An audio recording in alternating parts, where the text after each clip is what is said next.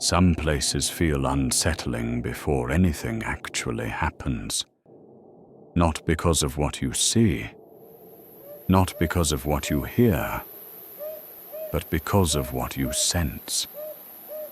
There is a quiet tension in the air, a feeling that the space itself is paying attention. There is a kind of silence that doesn't feel empty. It feels heavy, compressed, as if the sound never truly left, only learned how to stay still. You become aware of your own breathing, your own footsteps. Just outside Louisville, Kentucky, far from busy streets and daily routines, stands a massive abandoned structure. It rises quietly above the trees, its windows dark, its presence impossible to ignore. Nothing moves around it. From a distance, it looks like just another old building. Weathered walls, a forgotten outline. But as you approach, that impression begins to fade. The scale feels overwhelming. The atmosphere changes. This is Waverly Hills Sanatorium, a place originally built for healing, for recovery, for hope, yet remembered today for the questions it left behind. Hospitals are different from other abandoned places. They were never neutral spaces. They were built around pain, around waiting, around fear and uncertainty. Every wall absorbed human emotion.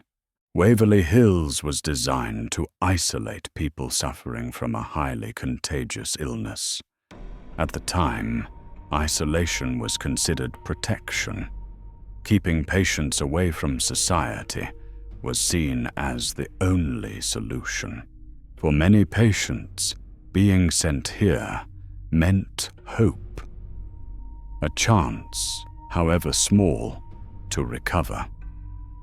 For others, it meant quiet acceptance, a feeling that this place might be the end of the journey. Patients arrived without certainty. They didn't know how long they would stay. They didn't know what awaited them inside. All they knew was that life outside had been placed on hold. The first night was often described as the most difficult.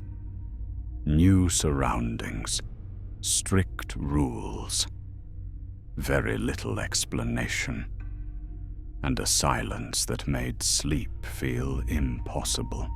Days inside Waverly Hills followed a strict and repetitive routine. Rest, waiting, limited contact with the outside world. Time passed slowly, almost painfully.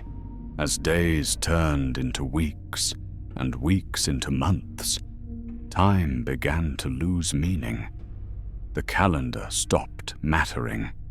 Each day felt identical to the last.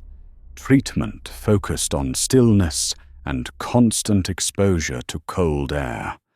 Windows remained open. Even when conditions were harsh, the body endured the cold. The mind endured the isolation. While the body struggled to recover, the mind often suffered quietly. Isolation became psychological. Thoughts lingered. Fears grew. Silence became overwhelming. Many patients described a growing sense of being forgotten, as if the world outside continued moving forward without them. They existed in between.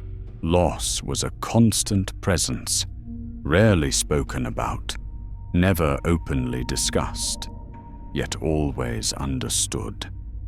The institution worked carefully to keep this reality hidden, Staff followed procedures designed to maintain calm, to preserve routine, to avoid panic. Everything was done to keep the environment appearing controlled. Beneath the building, a tunnel connected different areas of the sanatorium. Out of sight, out of mind. A path few were meant to notice. Officially, the tunnel served practical purposes. Unofficially, it allowed certain movements to remain unseen. It preserved silence above. Today, Waverly Hills still stands, empty, silent, carrying real human memory.